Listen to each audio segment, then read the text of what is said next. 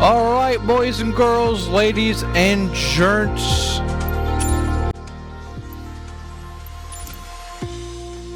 I do want to welcome you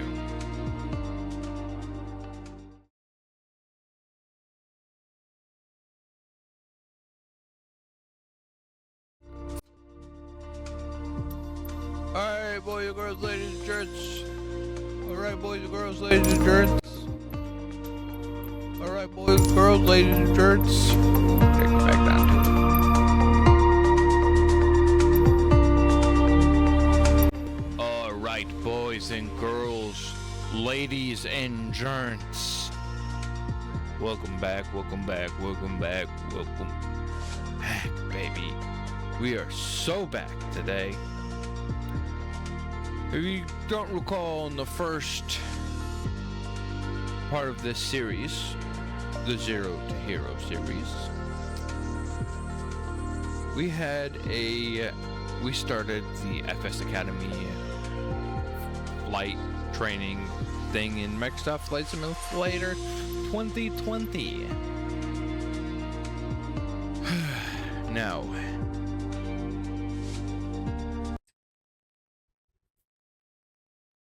oh, that shouldn't have been done that way. Now, with that being said, we are going to move on to Navigator 4. We have an hour or so to get this done. We're gonna hopefully try to aim. Oh, there's a lot more than I thought. Oh, well, we'll probably get half of these done. We'll aim for 6. We'll aim for 7. We'll aim for 6, hopefully get to 7. That's what we'll do. That's what we're gonna do. That's what we're doing. Sit back, enjoy the ride, enjoy the flight, enjoy everything that you are thinking, because it is time to fly.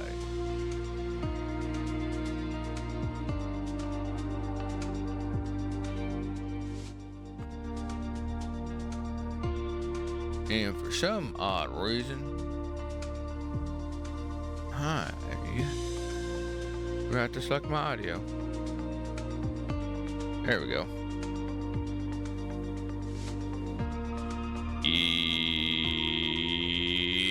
Yeah, let's go.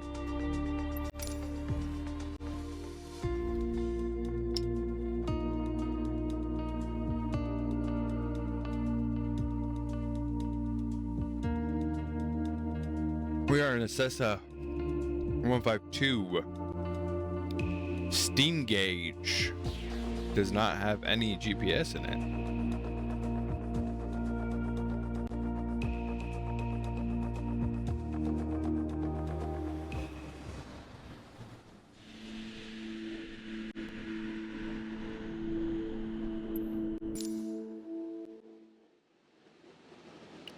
We got full controls, we got full controls. We're at the southern end of Fuerteventura, one of the Canary Islands. The Canaries are a series of mostly volcanic islands situated around 100 kilometers off the west coast of Africa, out in the Atlantic Ocean. Winds are going to be crazy today. It's common to have strong winds across the Canaries, which is where Fuerteventura gets its name. Up until now, we have been flying in very light wind conditions, but today we find ourselves with a strong 30 knots wind from the west. Okay. As we continue to fly north, the wind is blowing from our left, meaning it is pushing us to the right of course. The direction we point the aeroplane's nose is called our heading, whereas the path we cover over the ground is our track. So the difference between our heading and track is a result of the wind and is known as our drift angle. So like if I wanted to go over here... How much drift we can expect is based on the speed and direction of our aircraft and the speed and direction of the wind. Wind is always reported with reference to the direction from which it blows. This wind is blowing from the west, which is 270 on the compass, with a speed of 30 knots. Therefore, it is reported as 270 at 30.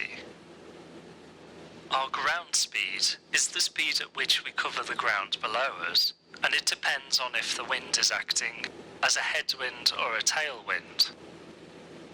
As the wind is currently fully to our left, it is not affecting our ground speed, as there is neither a headwind nor tailwind component. Oh, we're speeding there. This means that as we are flying at 100 knots indicated airspeed, we can expect our ground speed to also be 100 knots. As we climb higher and the air becomes thinner, our ground speed will become greater than our indicated airspeed, but for now we will consider them to be equal. Now please make a turn directly into wind onto heading 270.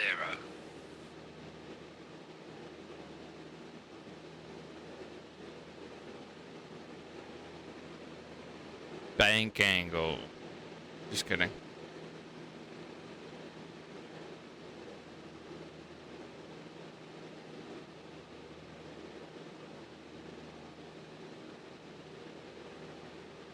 Four. 5. Please keep us at 4,000 feet for this exercise. You didn't tell me. Please maintain 100 knots for this part of the exercise. You didn't tell me now we are what I facing needed to be at. directly into the wind, meaning we have a 30 knots headwind. This means that although our indicated airspeed remains the same at 100 knots, we are now fighting against 30 knots of headwind, so our ground speed will be just 70 knots. This will slow our progress, and so we would account for this when planning a flight, in order to get accurate leg timings. Note that in aerodynamic terms, the aircraft itself is only interested in indicated airspeed, so the aircraft handles and behaves exactly the same regardless of our ground speed. In fact, we could now be flying into a 100 knots headwind, fully cancelling out our 100 knots airspeed, giving a ground speed of 0. We will be hovering over the ground, making no forward progress, but the aircraft would still fly just as it is now, as there is still 100 knots of air going over. You can do that in a hurricane, it's pretty fun. Please now reduce our airspeed to 60 knots. They're gonna make me do it. Please keep us at 4,000 feet for this exercise.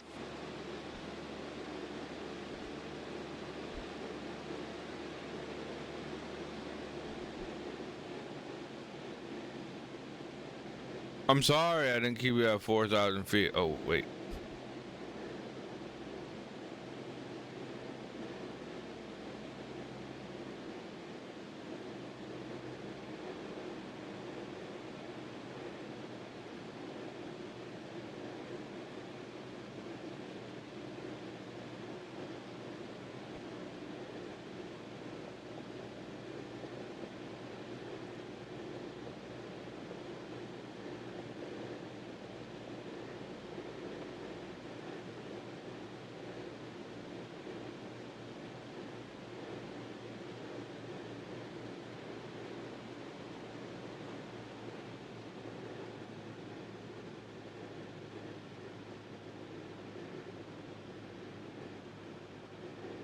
Great, now hold us at 60 knots.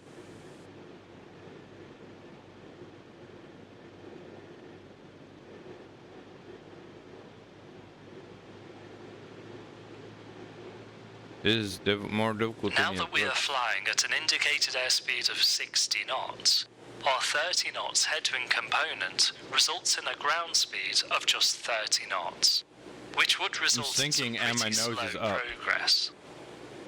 In order to account for the effects of drift, we need to work out our crosswind component, which is what proportion of the wind has an effect as a sideways force. As the wind is now blowing from directly in front of the nose, we are not experiencing any drift, so both our heading and track are equal at 270. We have a headwind component of the full 30 knots, but 0 crosswind component, and therefore 0 drift angle.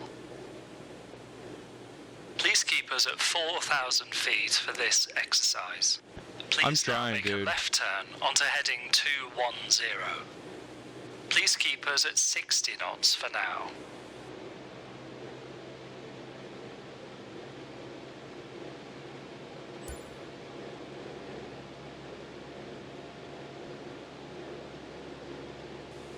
If flying with a heading that is 60 degrees or greater from the wind direction, as we are doing now, we consider the wind to be a full crosswind and take 100% of the wind speed as the crosswind component. As the wind is from 270 at 30 and our heading is 60 degrees to the left of 270, we have a full 30 knot crosswind component pushing us to the left. When flying at 60 knots, a 30 knot crosswind component gives 30 degrees of drift angle. So at the moment on heading 210 and a left drift angle of 30 degrees, our track is 180. If the wind speed was 15 knots rather than 30, we would have a drift angle of 15 degrees, resulting in track 195. Now please make a turn to the right onto heading 240.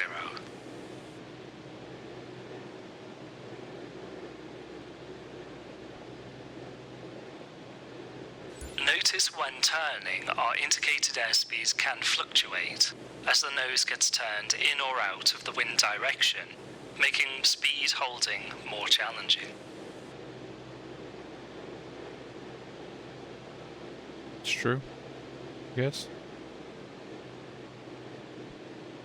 The calculation for crosswind component can be simplified by using a system much like the minutes that make up an hour on a clock face. 60 minutes make up a full hour, in the same way that 60 degrees of heading difference to the wind direction gives the full crosswind component. 30 minutes is half an hour, so using our clock analogy, 30 degrees of heading would give half the crosswind component. 15 minutes is a quarter of an hour, so 15 degrees heading gives a quarter crosswind component. This is a quick rule of thumb that gives a good estimation of drift angle and is relatively easy to use in flight. Right now we're on heading 240, which is 30 degrees left of the 270 wind direction. 30 degrees means half the crosswind component, so our crosswind component is half the 30 knots wind. Hold on. I gotta readjust. Stretch a little. Refocus.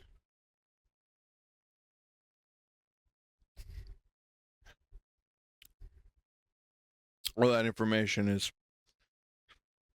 processing through my head. Still trying to process. Speed, which is 15 knots.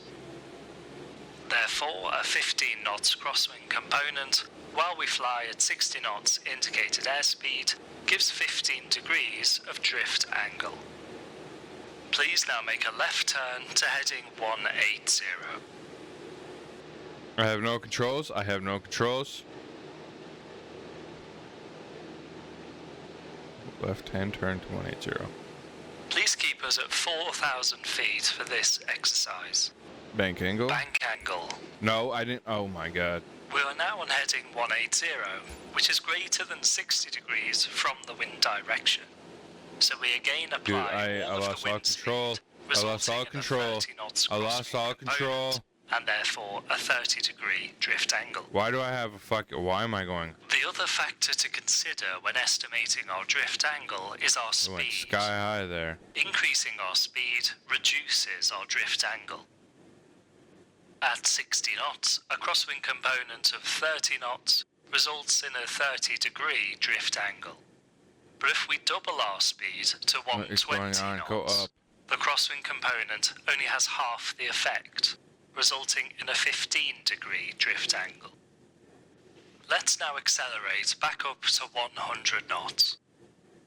Doubling our speed to 120 knots is a little ambitious in our 152, but we are now at 100 knots, which gives a rough estimation. I don't know how you think we're at 100 Although knots our here, heading bud. remains unchanged at heading 180, we have nearly doubled our speed, so our drift angle has nearly halved.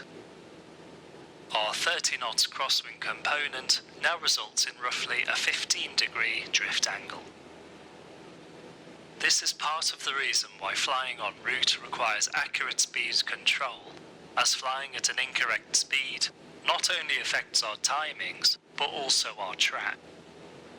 Let's say that the track we need to fly to our next waypoint is track 330.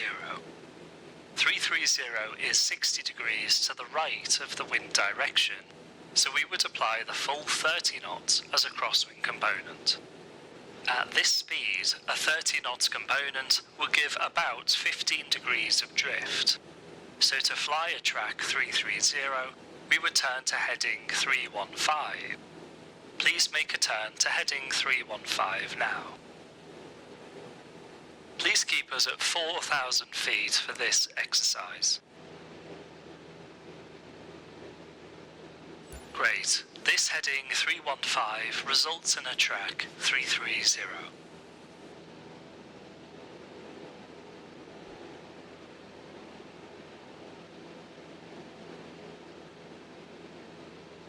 Next, we'll look at flying longer legs between. Dude, I can't. The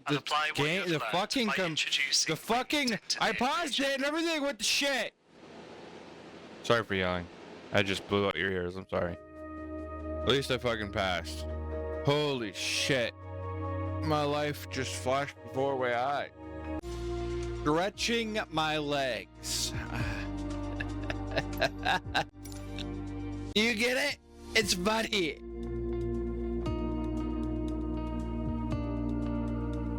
We shouldn't be living like that though. Do you get it though? It's funny. You can't really stretch your legs unless in a Cessna.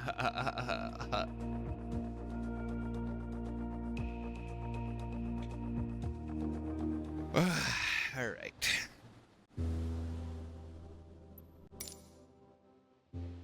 Beating. Flying straight. We're going to look at flying longer legs and employ what we now know about wind drift and dead reckoning. Okay. We're over New Zealand's North Island, just coming up to Hamilton, the city that you can see up ahead. Please maintain 2,400 feet and 100 knots with high accuracy, as this will give us the best chance to keep our planned route and timings. So what do we Take us to Hamilton Lake, and we will begin our route to Pukekohe. Once we get to the lake, we'll be making a left turn towards our first waypoint, Narawahia. Okay, see the lake. Okay, We use the forecast wind of 300 at 15 to compile the navlog. Along with the route map, the navlog can be found in the manual. I'll be your co-pilot, giving you headings and ETEs as we go. Remember that you can use the external camera if you wish to get a better view of the landscape. I'm okay. Please keep us at 2,400 feet. Okay, I forgot what you said, so we're just gonna.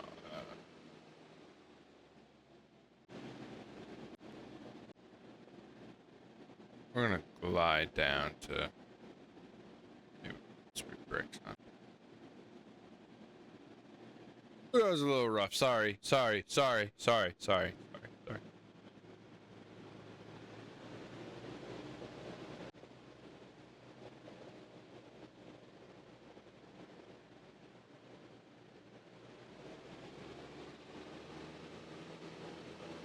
Maintain a speed of 100 knots.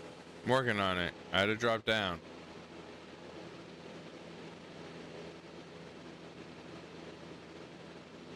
Here we are at Hamilton Lake. Turn heading 299.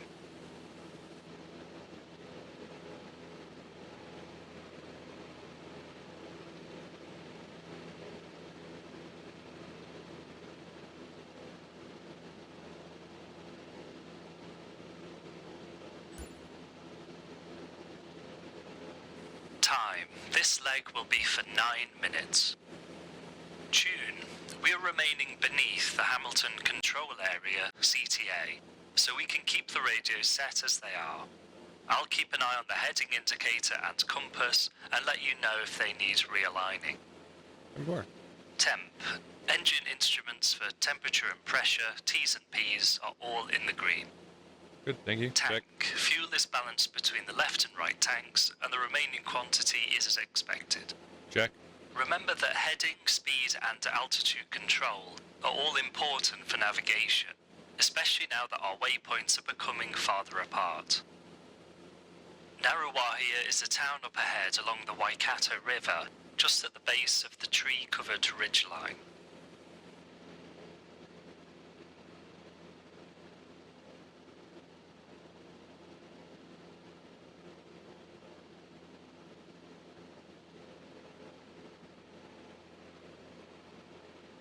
Please keep us at 2,400 feet. Oh, I thought I was. I'm sorry.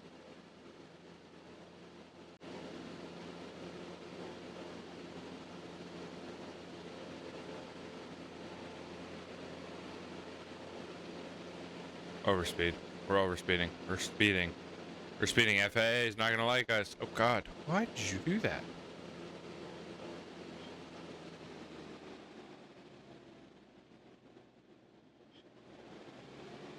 Please keep us at 2,400 feet.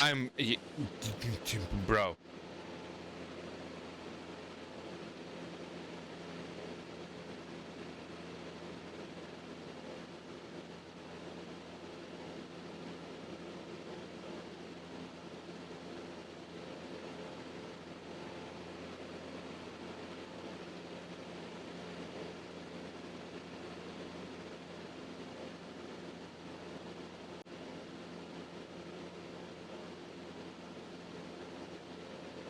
Maintain a speed of 100 knots. Yeah, I get. Okay. All right. Cool.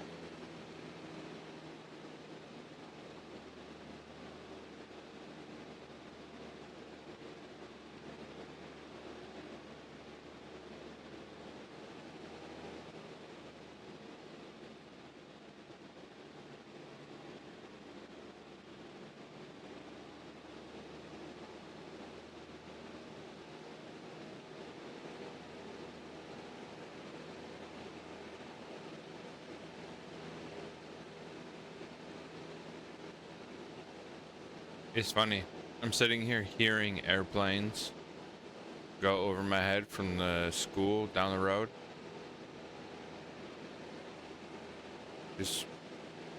Just irks me. I can't be in the real plane. I have to be here.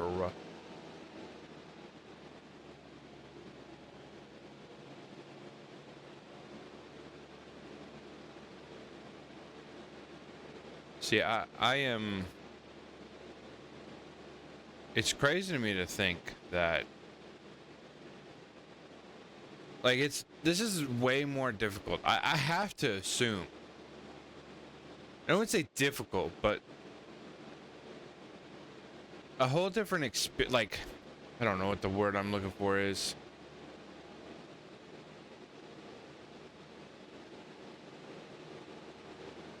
Cause like you don't get the feel, you don't get the feel of the plane. Like there's that aspect that as being a professional, driver and then playing a game, you don't get that feel. Like I can tell when something's going on. We're starting to be able to pick out Narawahia now. Carry on until we reach Like, the town, when I'm driving, which was once considered as a potential capital of New Zealand. Like I can feel, which way I'm turning, all that stuff. So like, and I'm not saying I can't tell it, but I definitely can tell you it's probably a whole different story. I'm sinking, and I'm thinking I should be going up. Dingus. Please keep keep us at 2,400 Listen, feet. I was talking to everybody and I was mistaken on what I was doing. Okay, leave me alone.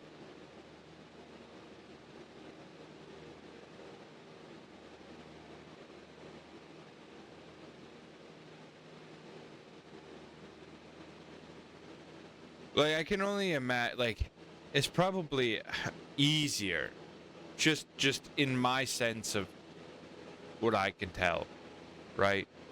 So, like, I'll be able to feel the plane. I'll be able to tell, hey, I'm a little off. I'm going whatever which way. Like here I can't. I have to, and this is the one thing that this is really great for, is paying attention to my gauges and making sure my gauges are correct and blah blah blah. It's like beating it into my head that, hey, pay attention to your gauges. But oh, dude, I can just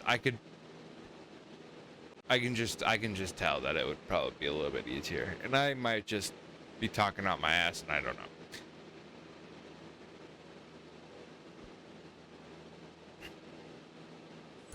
We're reaching the town now, so turn right to heading 343 towards our next waypoint, Lake Waikeri.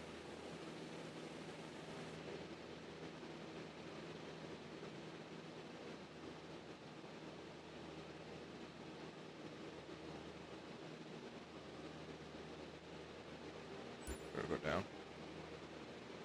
Please keep us at 2,400 feet.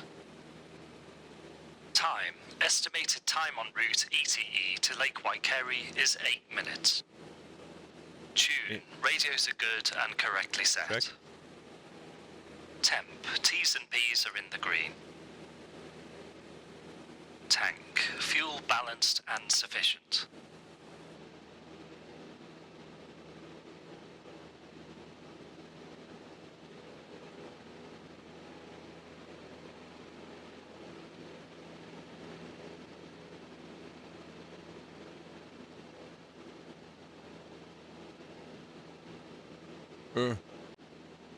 Dude, that's 3-4.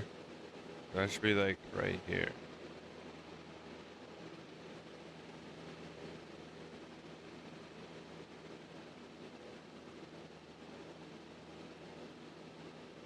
Right. I see it. It's right in front of us. I don't know if it's the big lake or For the longer legs such as small lake. this, it's a good idea to have a progress check en route to catch any significant errors early enough to make corrections.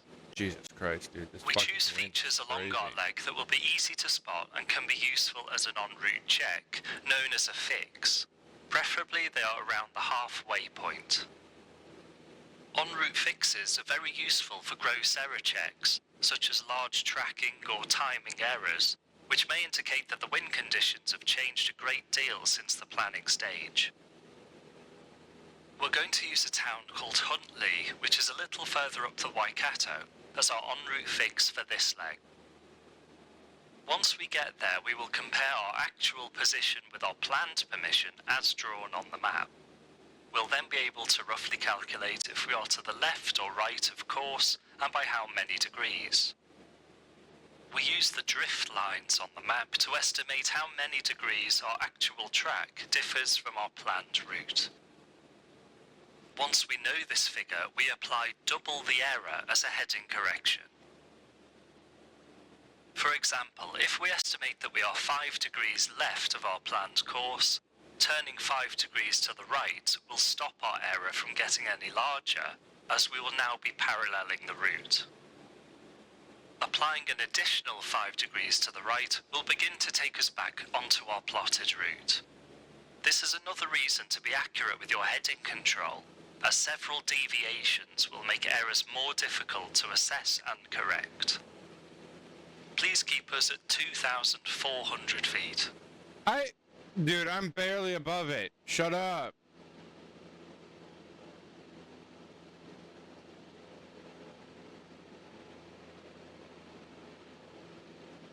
I've been trying my best. If you haven't noticed that this fucking plane is all over the place.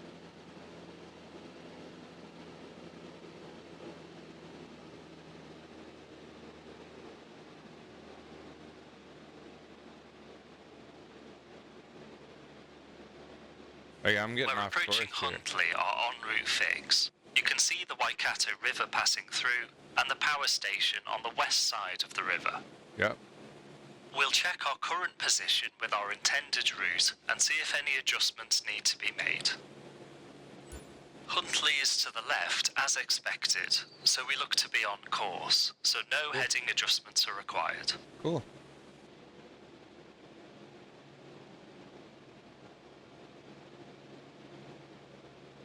I'm trying my best here, boy.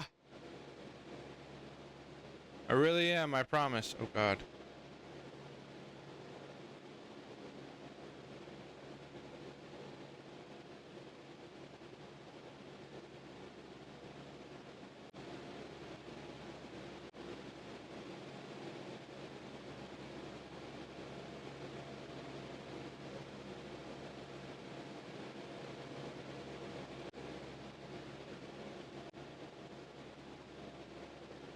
Maintain a speed of 100 knots. Yeah, I'm working on it.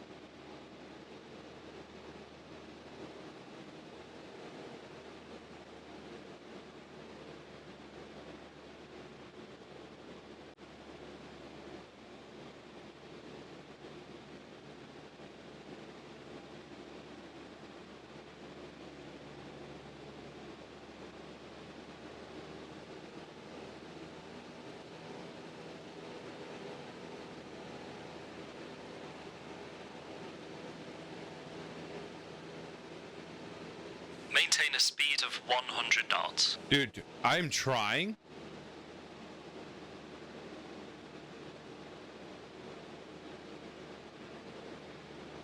I don't think you understand what the fuck's going on here.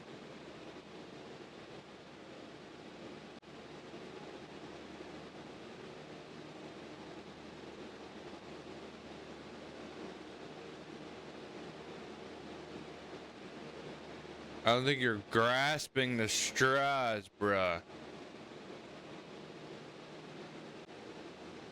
We're coming up to the southern edge of Lake Waikere now.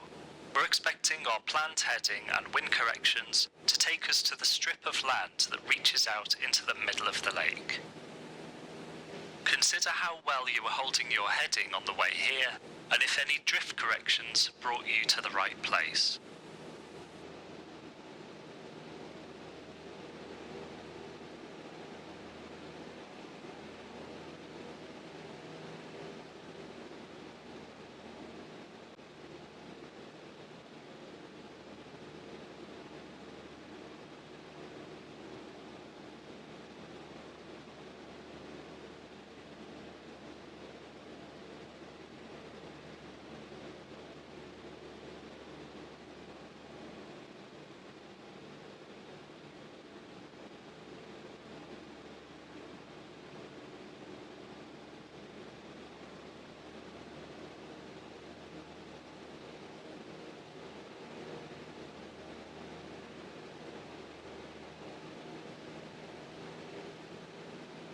Oh.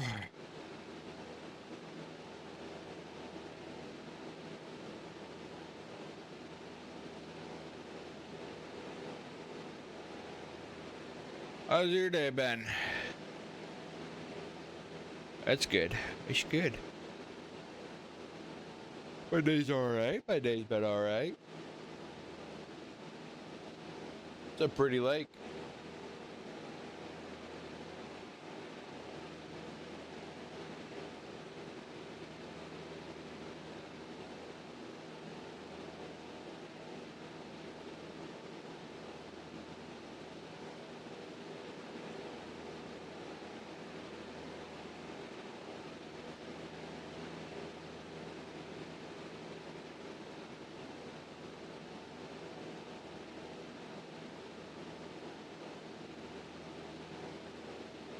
Whatever he's gonna make us do.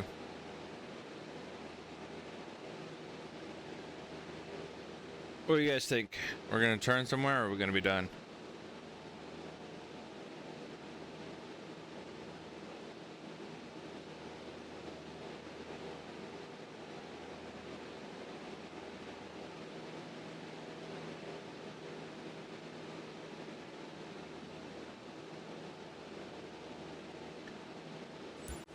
Next up is the town of Pukekohe.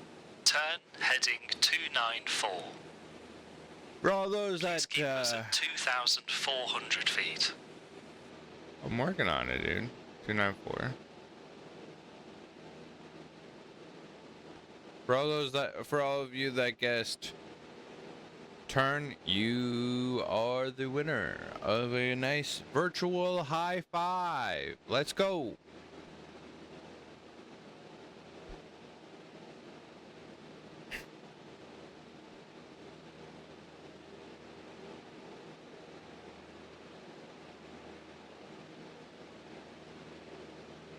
Two nine four.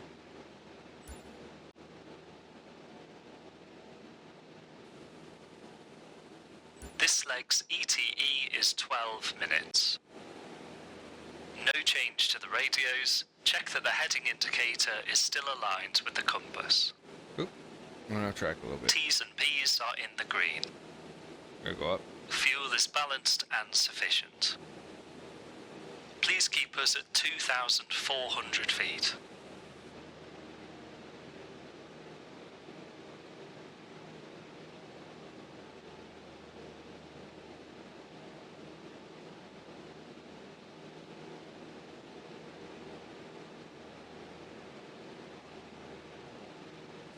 This leg is 12 minutes, so we will again use an en route fix. Okay. This time we'll use Hampton Downs racetrack, which we expect to pass just to the right side of.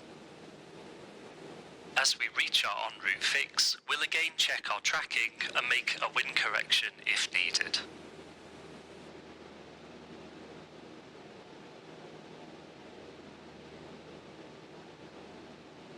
Try to keep us on exactly heading 294. I'm working on it, dude. You're.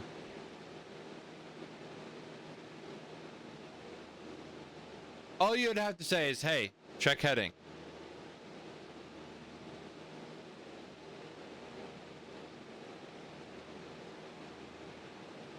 Altitude. Heading.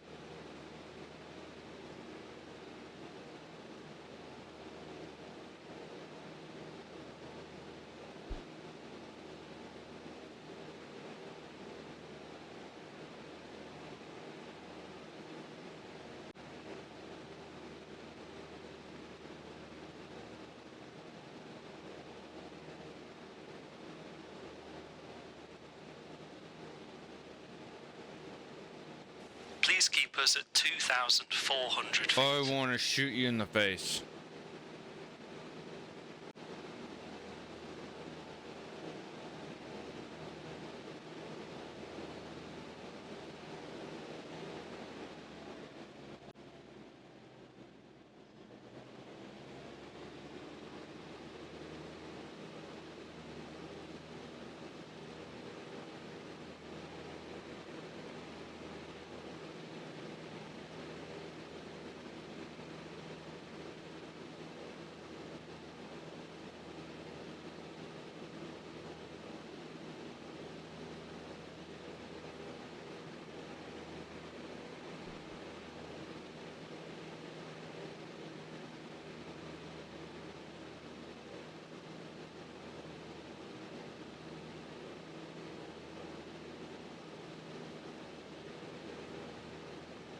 Something to the right. We're gonna have to adjust here. I see a racetrack around.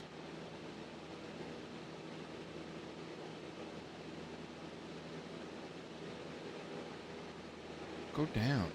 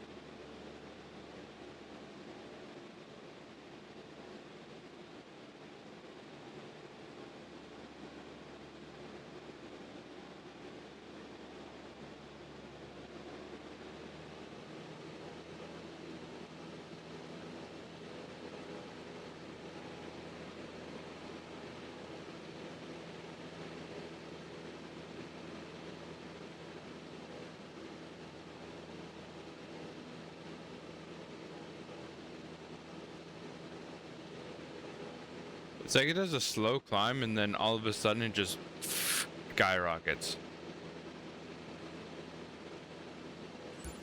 We can see the racetrack at Hampton Downs clearly now, so we can compare our position with our planned track and make any adjustments so that we stay on course. It should be to the left, or to the right though, shouldn't it? Please keep us at 2,400 feet. I'm literally at 200 or 2,400. The racetrack should be just off our left wing, so we're a little left of course. Make a right turn of about 5 degrees. Maintain a speed of 100 knots.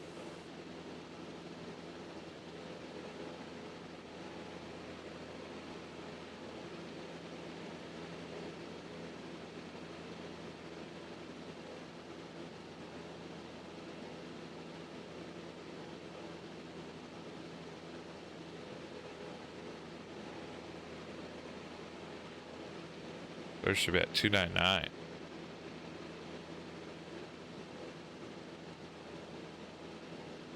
Okay. We're just passing by Merry Merry Drag Strip and Dirt Oval. Next we cross over the Waikato River. You can get another good estimate of lateral position by checking that you cross the river. Dude, I was just at the going right down. spot. I was literally Please just keep us at aiming. I was going 2,400 down. feet. The wind did it. Sorry for yelling. I shouldn't be yelling. But motherfucker, my nose was down.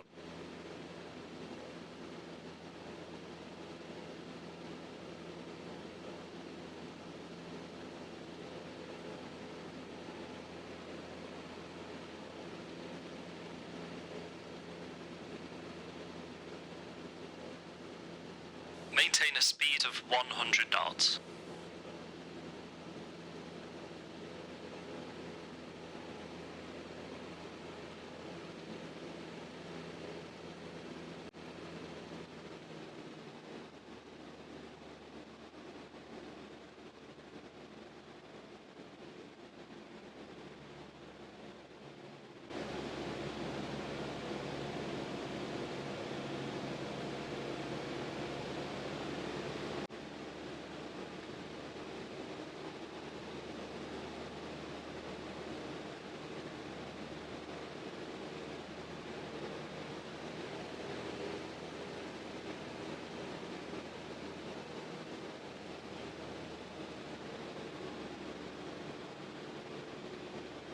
Please keep us at 2,400 feet.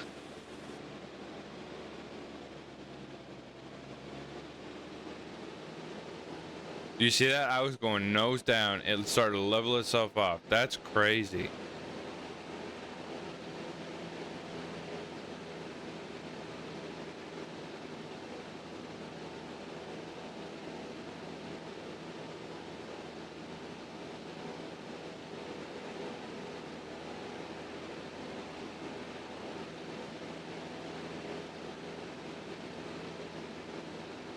Like, why do you do that?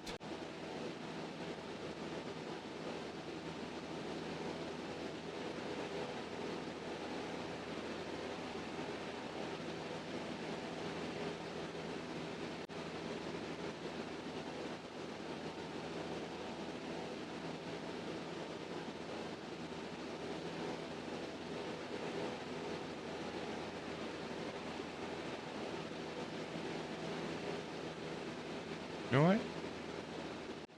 We're gonna hand fly this bitch.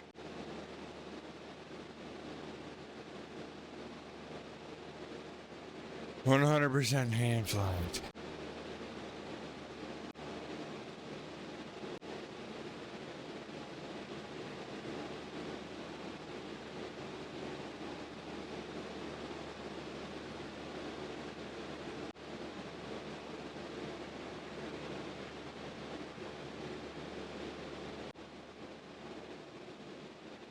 We're coming up on Pukekohe now. You should be able to see the white oval-shaped racecourse on the near side of the town. We'll aim for the centre of the racecourse.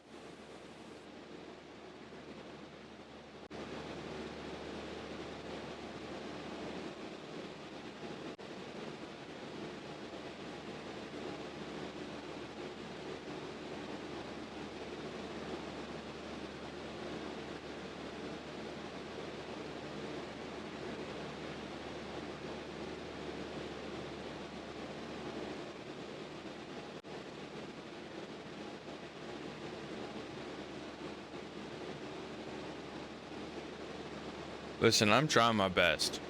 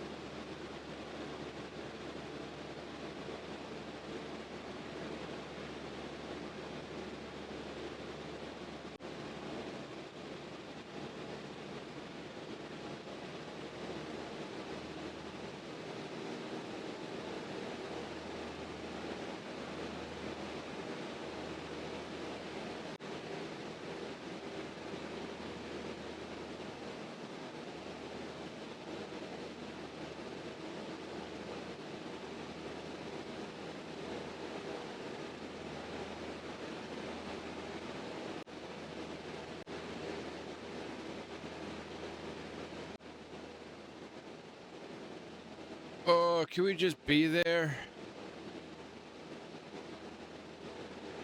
Can we just be there?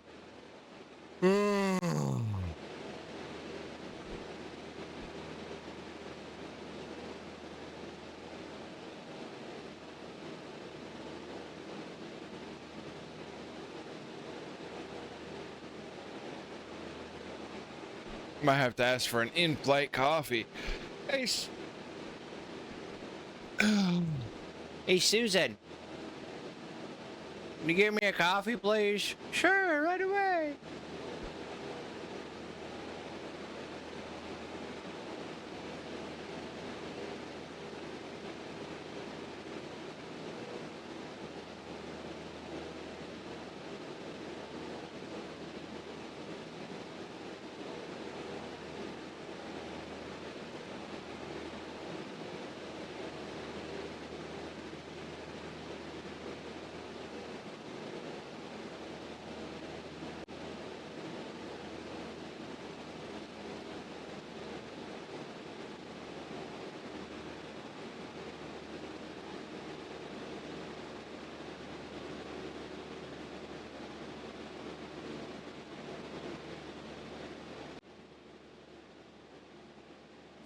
Here we are overhead Pukekohe.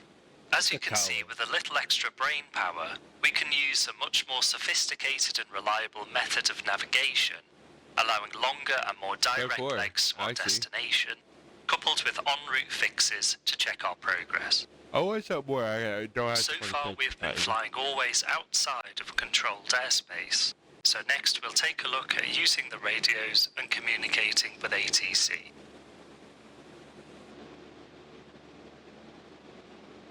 So don't fly into the ground.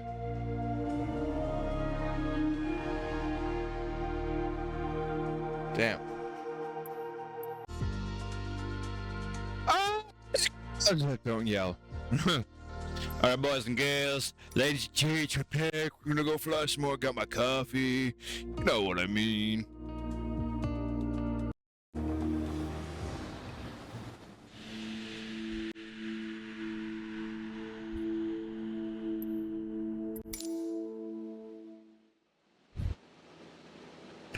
Plane got a little crazy there. We're now going to introduce the use of controlled airspace so that we can incorporate overflying airfields and transiting control zones into our You're gonna make me go ATC at this. We're flying westbound just to the north of Manchester in the UK. This is a particularly busy area for flying, with both small airfields and international airports all seamlessly working together, making it a great place for this exercise. Maintaining 1,900 feet, we're on our way to a motorway junction, which is a VRP named Swinton Interchange. Go easy on the controls. Pitch. When permitted by ATC, we're just gonna have a little fun right here. Through a control zone, CTR, known as the zone transit, can cut off many miles of road, as you can now take a more direct course. Oh shit! Alright. Restart.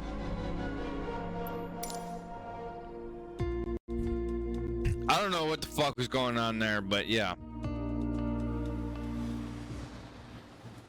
Everything went crazy when I pressed start. See, did it again.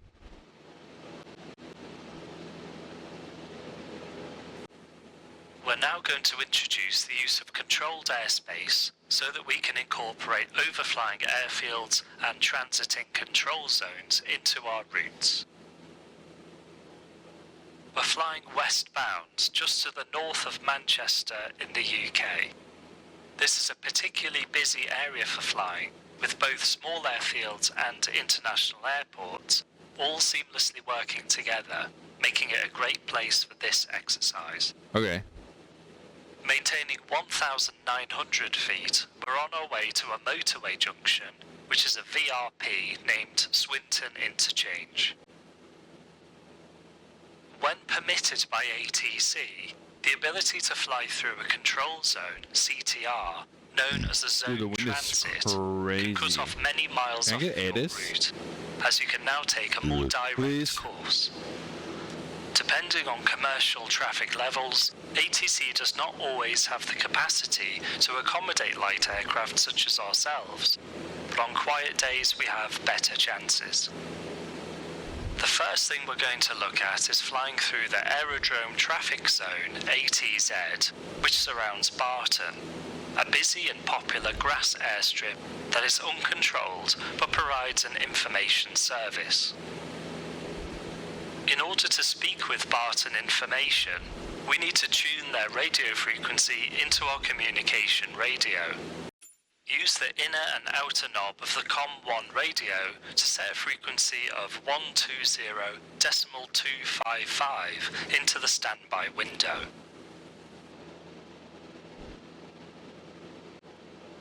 One 120.155.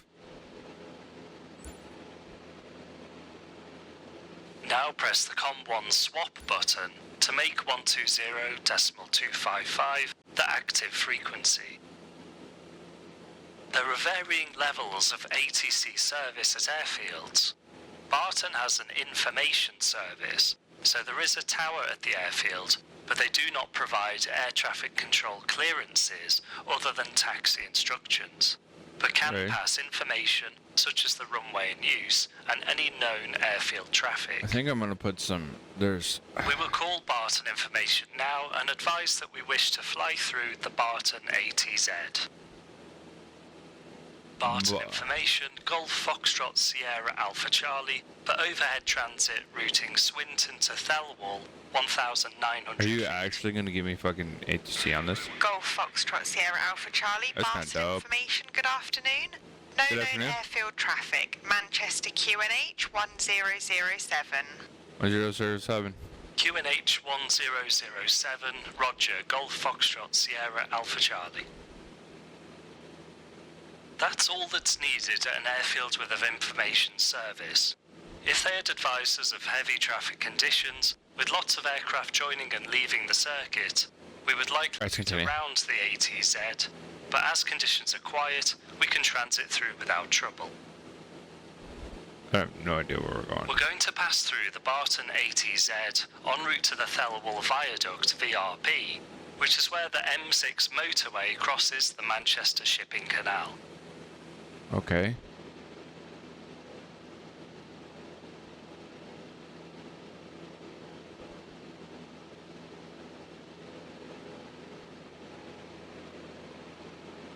Okay, so we're gonna fly overhead Barton and then fly to the Thelwall Viaduct.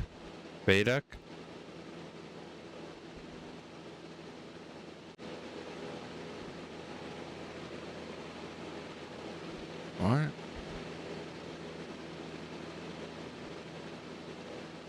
First off, I need to save this.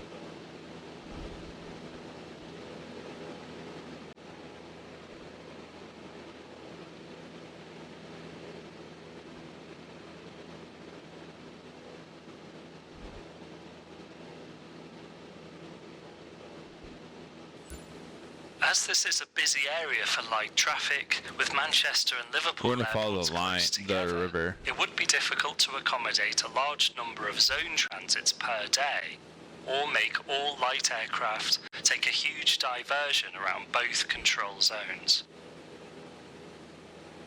To alleviate this, a special low-level route was introduced for light VFR aircraft only that runs north-south between the two major airports, Okay. but with an altitude limitation of 1,300 feet maximum. Known as the corridor, the eastern boundary is marked Why by did the that just Thelwall disconnect? Viaduct. I literally before watched we reach everything there, disconnect. We need to be at no higher than 1,300 feet. Please now take us down to 1,100 feet to comply with this.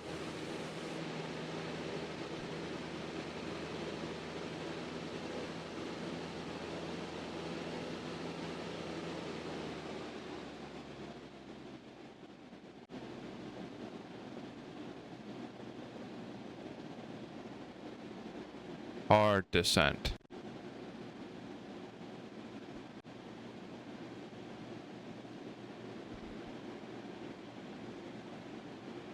Hard descent.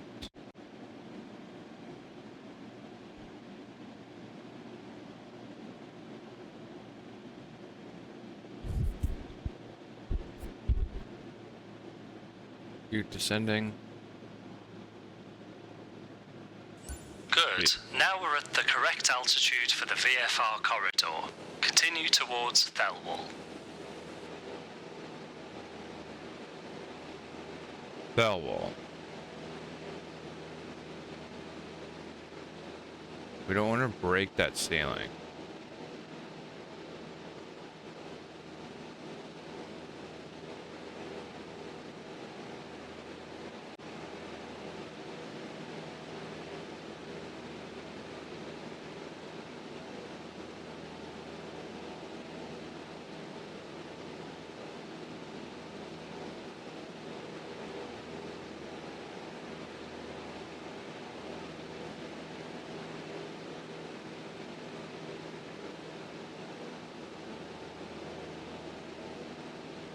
See, like, I can tell that I'm being pushed from... God, we broke the ceiling. I'm being pushed from the right. I can just kind of feel it.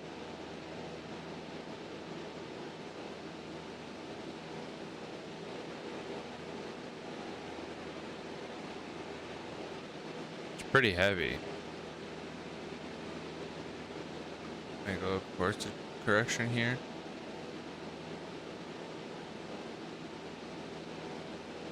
Oh shoot, if I go too far.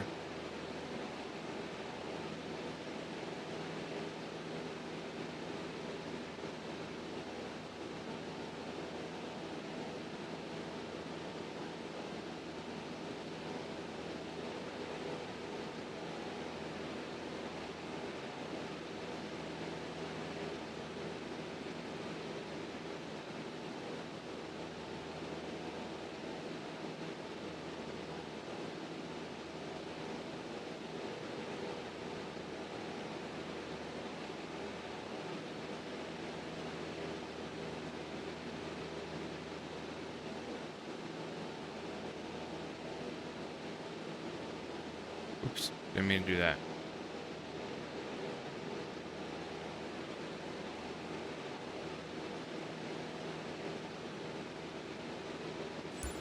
Now we are reaching Thelwall. We will follow the corridor with some stepping stones. Okay. Aim for the industrial estate at the disused airfield of Stretton, turning left to heading 204.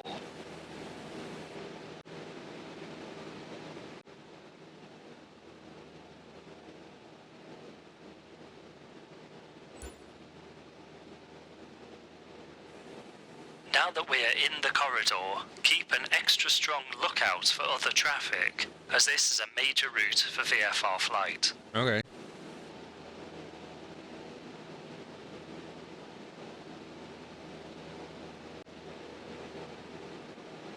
Cessna, Golf, Foxtrot, Sierra, Alpha, Charlie. The Benton ATC. I don't know who I'm talking to, but I'm not talking to anybody.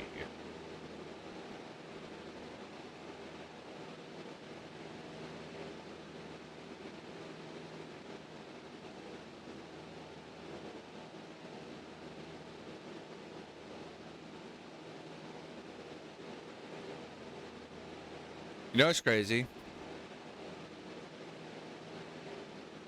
That I think there's... How many feet are in a mile?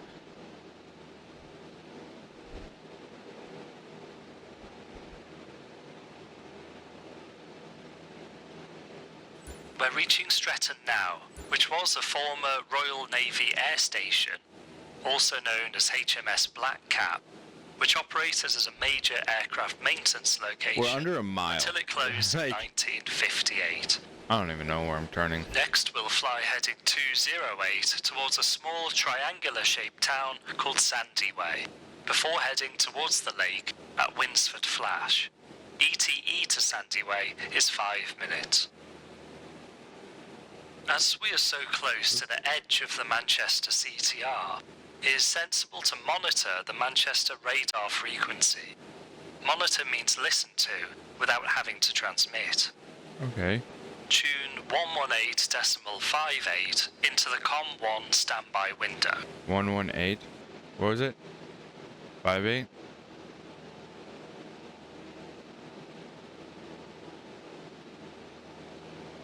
Gotta get under.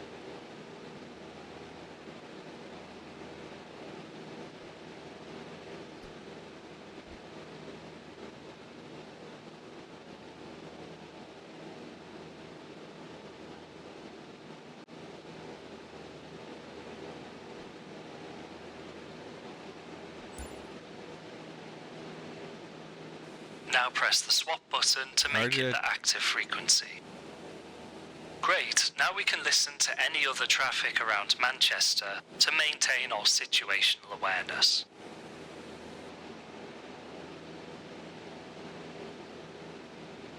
All of a sudden, oh god.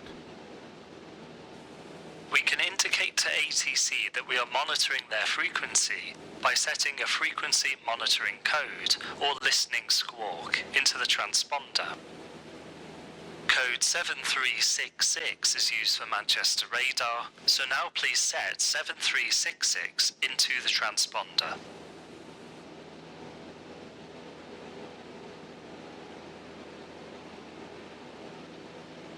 Oh. That I actually have to do. 7-3.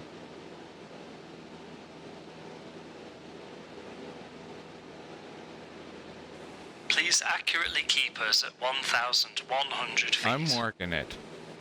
Now ATC can see that even though we are outside of their airspace, we are listening to their frequency, so they can call us if they need to.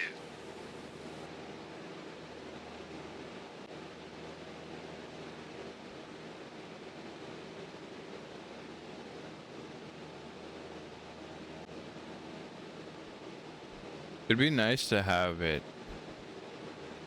that on here. I don't have a squawk though. It should be there.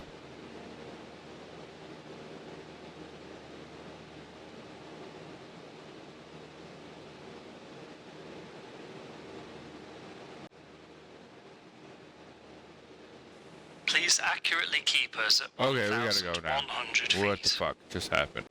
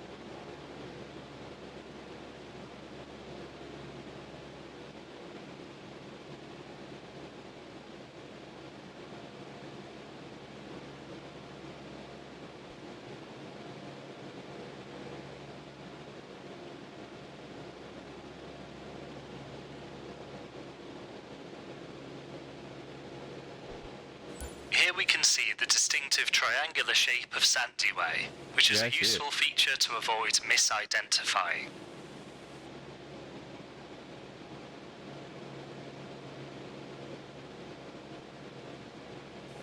Make a left turn towards Winsford Flash on heading 138. It's a lake located within the town of Winsford and should be easy to spot. Please accurately keep us at 1,100 feet. I'm pretty close, dude.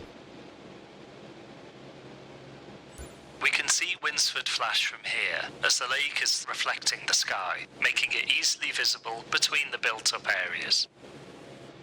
Oh my god.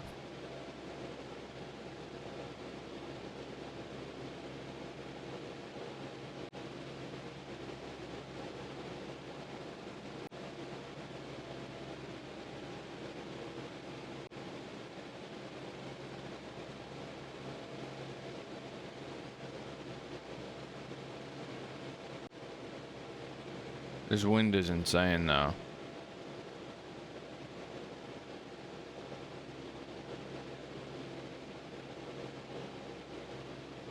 Like that lift. I was pushing down on it and it lifted.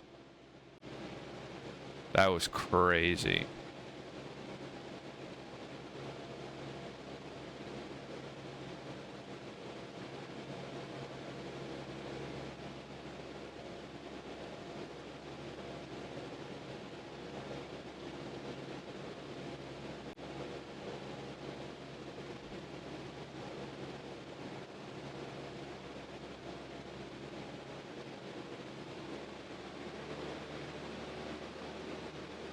We must be flying into the wind right now.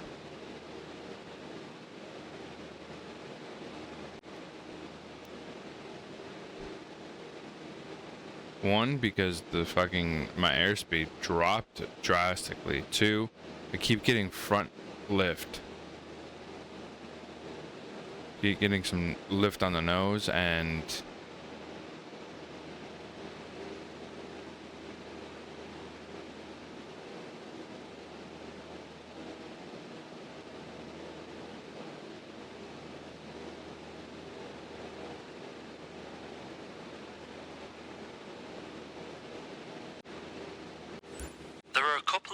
levels of assistance that UK ATC can offer us whilst outside of controlled airspace.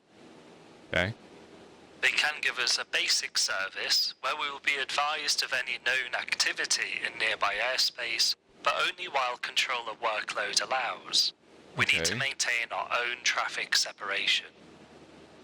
A higher level, the traffic service, may be available, where ATC will guarantee to advise us of oncoming traffic, but won't provide separation instructions. We still need to keep our own separation. Continue straight ahead, which keeps us on a course to the south of the Manchester CTR. We're going to contact radar now and request a zone transit. Manchester Radar Golf Foxtrot Sierra Alpha Charlie requests zone transit and basic service. Golf Foxtrot Sierra Alpha Charlie, stand by.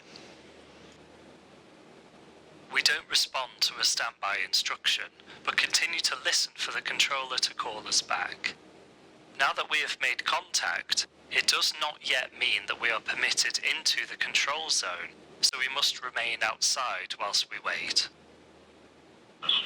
Golf Alpha Charlie, pass your message. ATC have abbreviated our call sign to Golf Alpha Charlie, so we can now do the same to ease communication. Golf Alpha Charlie, Cessna 152, Winsford Flash at 1,100 feet on QNH 1007, request transit to Barton. Golf Alpha Charlie, Squawk 7352. 7352, Golf Alpha Charlie. ATC have assigned us a new transponder code of 7352, so set this into our transponder. Already did. Golf Alpha Charlie, proceed Jodrell to Alderney, not above 1,300 feet VFR. Report to Alderney.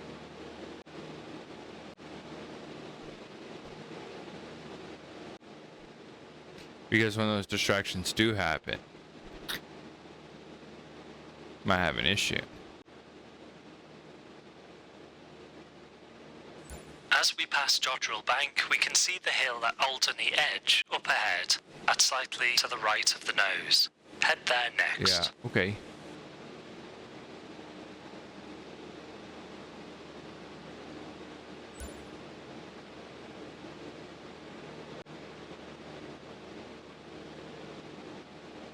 Because, yeah. As we are never sure of the routes that ATC will permit us to take through their airspace, we do not have a nav log for this portion of our flight.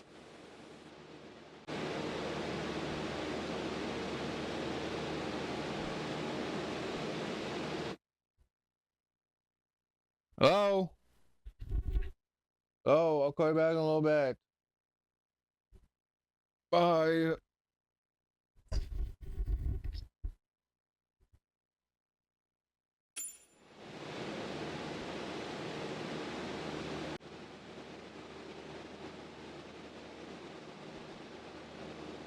What I was also saying is, I'm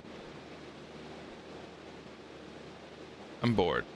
Just sitting here, not having somebody to talk to through all this. Boring AF.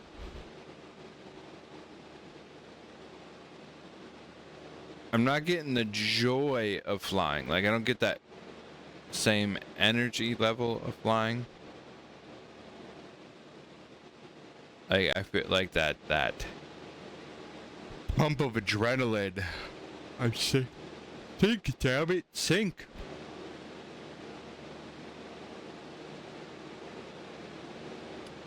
And I think it's just because I'm sitting here doing this.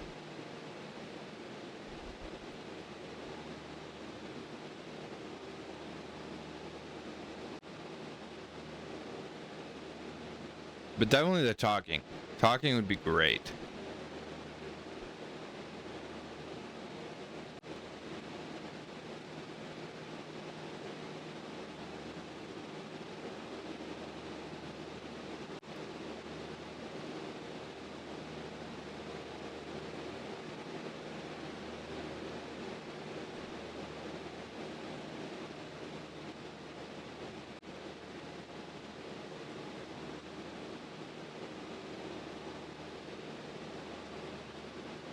It would just make this go by so much better.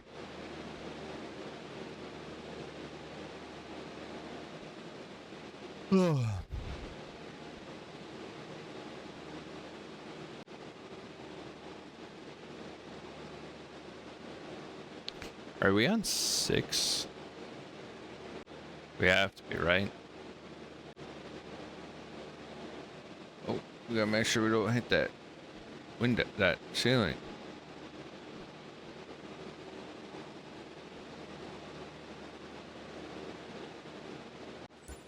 Golf Alpha Charlie Alderney. Golf Alpha Charlie Roger, 1 right orbit for inbound traffic. Report complete. Right orbit Wilco, Golf Alpha Charlie. ATC want us to circle here to sequence us with the landing traffic flow. Start a 360 turn to the right.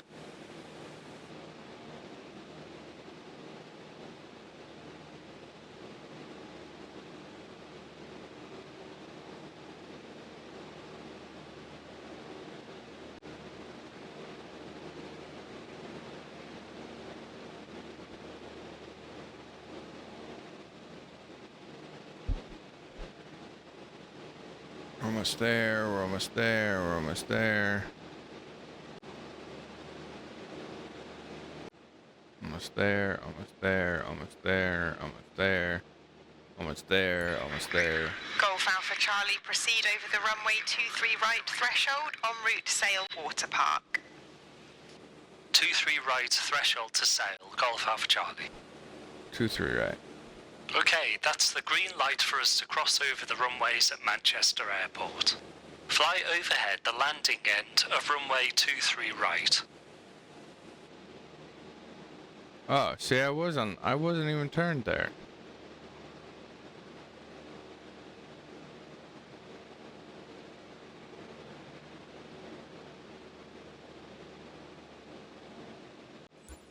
will get a great view of the airport as we pass overhead.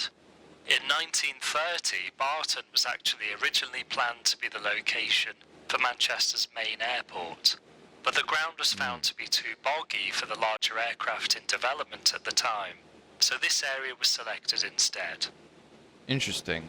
Ooh, Manchester Airport was formerly RAF Ringway. I fucked that up. Oh my Today god, I fucked that operates as up. a busy That's on me. international airport, supporting around 7 million passengers annually. I kicked my rudder pedal.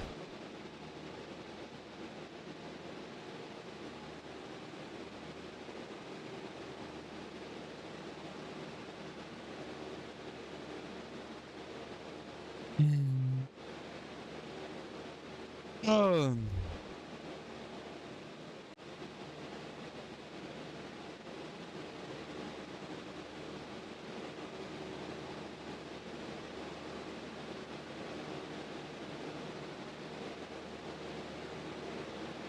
Yeah. Barudochishka.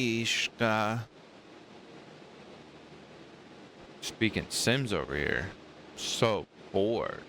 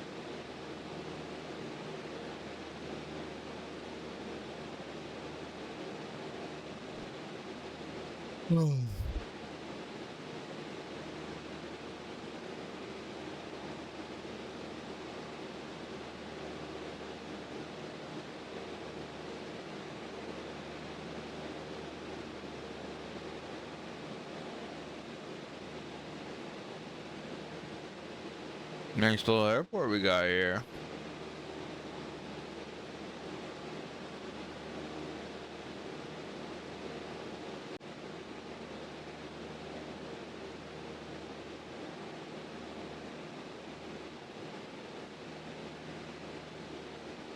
Ah, see, I did it again.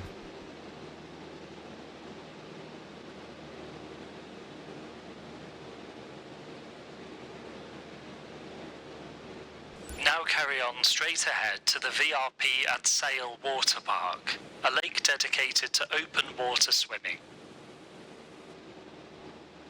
Dedicated? Wait, hold on. Hold on. Are you telling me that your lakes aren't able to be swam in?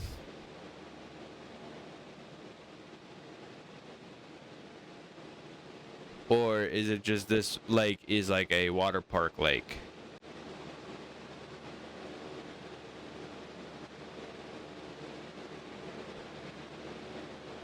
Because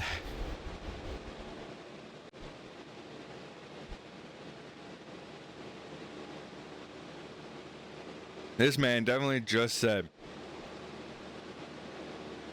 dedicated to swimming. So I don't. Hey, I'm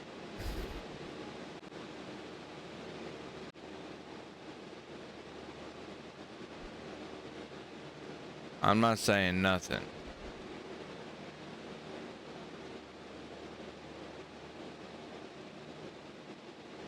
Please accurately keep us at 1,100 feet. I'm trying to get us down.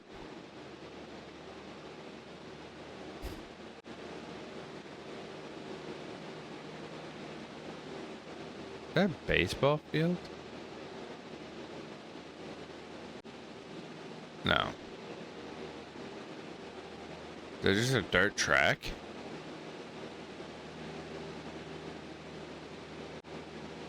What is that?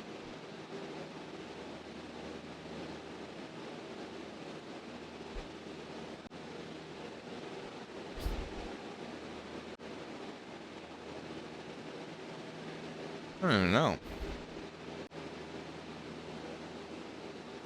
Please accurately keep us. Yeah, I know you're gonna. I knew you were gonna yell at me.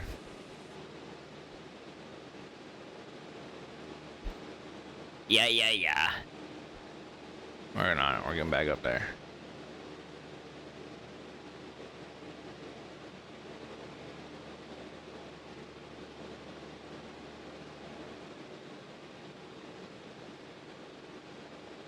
Is that the pitch? Is that the Manchester United pitch over there? Sure looks like it.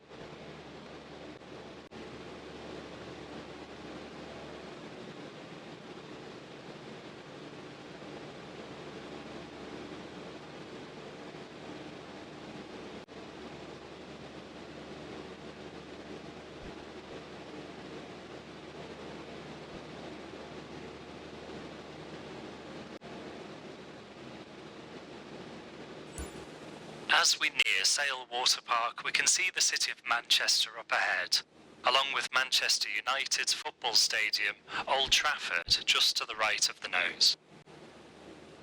We have navigated with both the stepping stone and dead reckoning methods, and got to grips with the radios and ATC.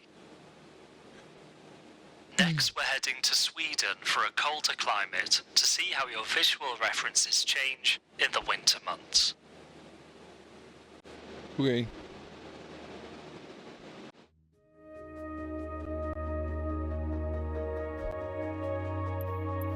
With that, I hope y'all enjoyed. I know it was kind of boring. I try to make it a little bit I try to talk a little bit, but I know it's kind of boring. But we're going along on the same path. We're going to be here together. We're going to succeed together. But if y'all liked the video, if y'all liked the I don't know what I'm saying.